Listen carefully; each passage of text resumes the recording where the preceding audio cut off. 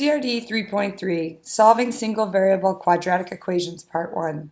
There is a Part 2 to this lesson when we get into the big word problems. It's a tricky section, so I wanted to split this into two things. First, let's learn how to solve a single variable quadratic equation. Then we'll get into the word problems. So let's start with where you are, which is linear equations versus quadratic equation. What you've learned is how to manipulate quadratics. Basically, you've been factoring and you've been multiplying polynomials, but now we're making them into equations. You've been doing expressions pretty much all the way until right now. So let's think about a linear equation. A linear equation, first of all, is going to be recognized by the exponent on the x being a 1. That's the highest exponent that you will find on the x in this equation. Okay, so that's how I know it's linear. If I were going to solve this, meaning I would want to find what x equaled, right? So you learned this, and actually you learned it in Jousting Armadillos. 2x equals 16, divide by 2, sorry, that's messy, x equals 8. So that's my solution. If I plug 8 back in, I'll get 23. 2 times 8 is 16, plus 7 is 23. So that's my answer. Okay, so now you've been really working in algebra toward this moment. I know it may feel like the biggest moment of algebra. Kind of isn't the biggest moment, but we're getting there. We're trying to be able to solve things that aren't just linear. Linear is sort of pre-algebra. Algebra. But quadratic equations, let's notice what they are. They have a squared term, an x squared term. I don't have an x cubed. I don't have any larger exponent other than 2, because if it was x cubed, it would be cubic. So x squared is going to be a quadratic. We know it's an equation because it has an equal sign and it has something on both sides of the equal sign. So this is a quadratic equation, and so is this. My goal in this lesson is to learn how to solve a quadratic equation. There are actually 4 methods to solving a quadratic equation, most of which you'll learn in chapter 5, but you do learn the first method in this chapter. So I have x squared equals 25. If I wanted to figure out what x was, this is one that you could probably do right now. You could even think about it and guess what it would be. If I square rooted both sides, I would get x equals 5, right? But there's actually another solution. If you think about it, negative 5 would work too, because the square root of 25 is 5, but also negative 5 times negative 5 would give me 25 also. So I have 2 answers, x equals 5 and negative 5, and I could actually write it as plus or minus 5, like that. Okay? Now, the problem is when I get a quadratic equation that has some addition or subtraction in it. If I do this, I cannot just square root both sides. Because if I square root 15, well, sure, I'll get a radical. But if I square root x squared plus 2x, I have this sum underneath the radical, and I can't do anything with the sum under the radical. I just have to leave it.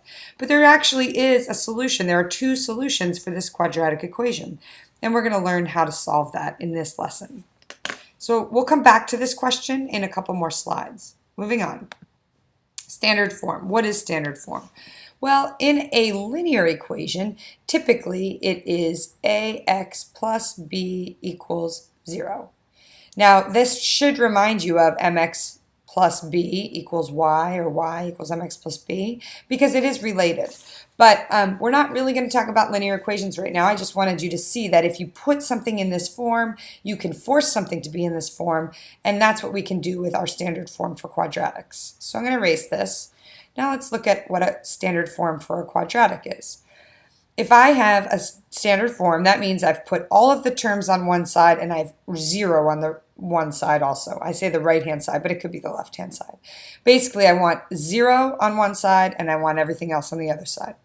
And what I'm going to do is write my polynomial in descending order, and it is a quadratic trinomial.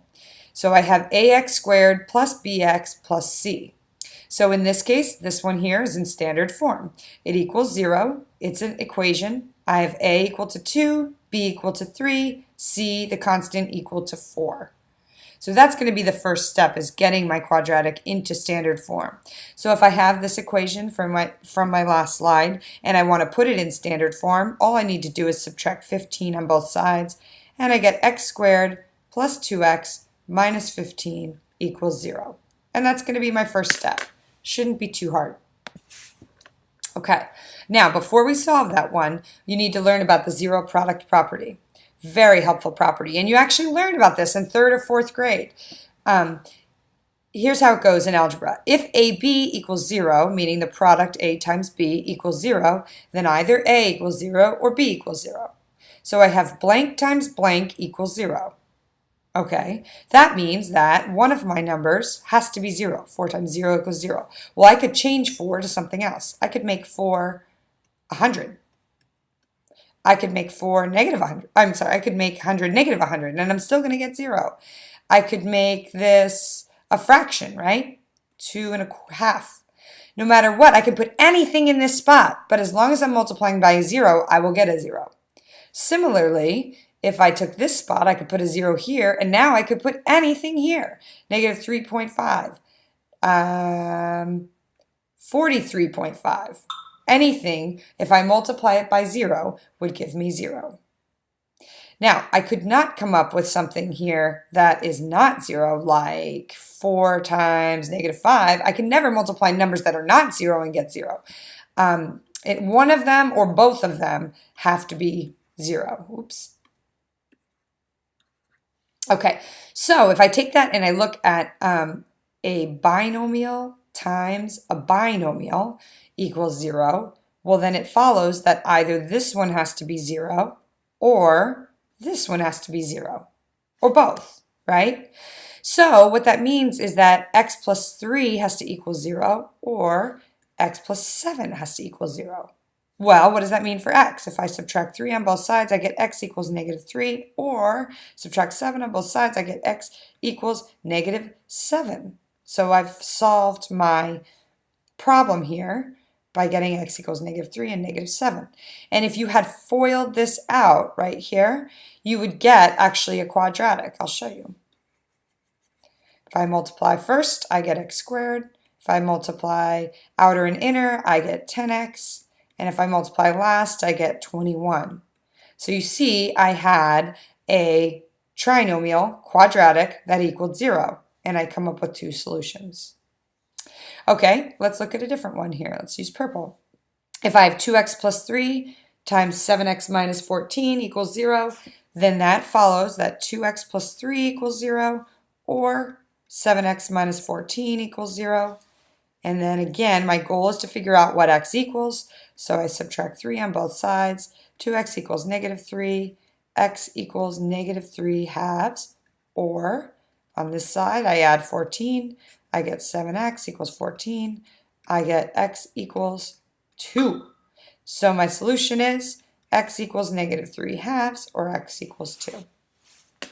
Okay, now I'm going to put it all together. Back to that original equation that I had on the first slide. My first goal is to put my quadratic into standard form. So what do? I'm going to subtract 15 on both sides. And I get x squared plus 2x minus 15 equals 0. Okay, check. Number 2, factor into the product of 2 binomials. Okay, so I'm going to factor this just like I learned in 3.2. X, let's think about all the things that are going to give me negative 15. 1 and 15, 3 and 5. One of them has to be negative. Oh, it's going to be this one. So I have a negative and a positive, and I need my 5 to be positive and my 3 to be negative so that I can get a positive 2x. Great, I factored it. Check.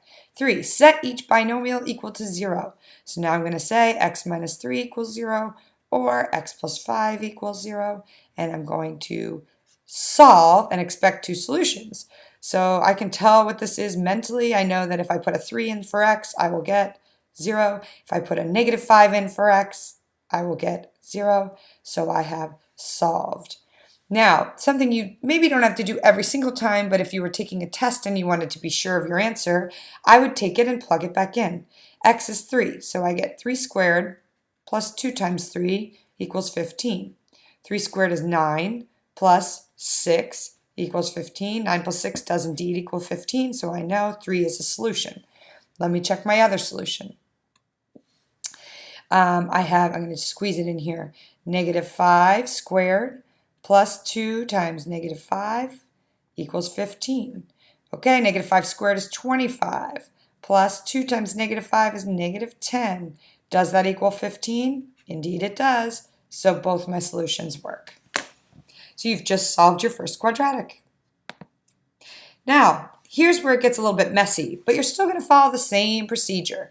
And these are all going to work with factoring. And then, like I said, in chapter 5, you're going to get some that don't work with factoring, and then we're going to have to come up with another way to do it. So remember, step 1, put it in standard form. All right, so x squared equals 8 minus 2x. Try to keep your x squared term positive. So I don't want to move x squared over here because then I'm going to make it negative. Instead, I'm going to bring 2x and 8 over here, and I'm going to get x squared plus 2x minus 8 equals 0. Now I'm going to factor. I'm thinking about things that give me 8. 1 times 8, 2 times 4, and looks like it's going to be 2 times 4. And I know I'm going to want 4 to be positive so that I can get a positive 2x. Now I'm going to set each thing equal to 0.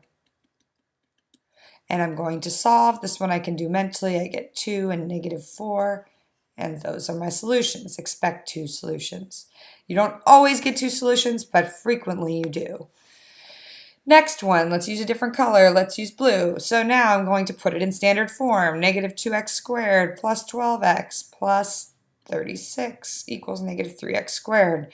If I bring the 2x squared to this side, I'm going to end up with a negative x squared term. So instead, I'll bring that one over. If I add 3x squared to both sides, I get x squared plus 12x plus 36 equals 0. Now I'm in standard form. Now I've got a factor. So I'm thinking about things that give me 36, 1 and 36, 2 and 18, 3 and 12. 4 and 9, 6 and 6. There it is, my last one. I finally got it. So I have x plus 6 and x plus 6 equals 0. Now I'm going to set each one equal to 0. And I am going to get a little bit of a funky response because this one gives me negative 6 and this one gives me negative 6. It's a repeated solution, so this quadratic actually only has one solution. But that's a little bit more of an oddball experience. Okay, stop here. Do the lesson through question number 28, then watch part 2 of this lesson. So good luck through question 28, and then we'll get into the word problems.